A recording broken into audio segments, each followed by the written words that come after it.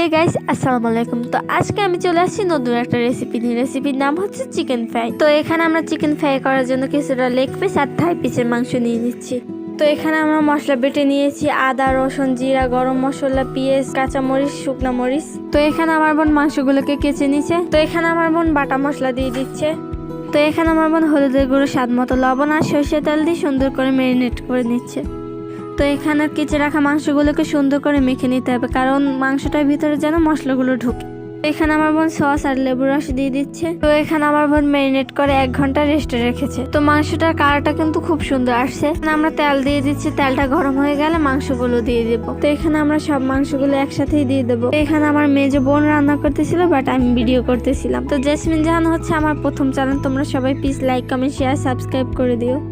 তো এখানে আমার বোন সুন্দর করে নাড়া দিয়ে দিচ্ছে, দেন আস্তে আস্তে কালারটা খুব সুন্দর চলে আসবে। এখানে আমরা সুন্দর করে মাংসটাকে ফ্রাই করে নেব, কারণ মাংসটাকে সেদ্ধ হওয়া লাগবে।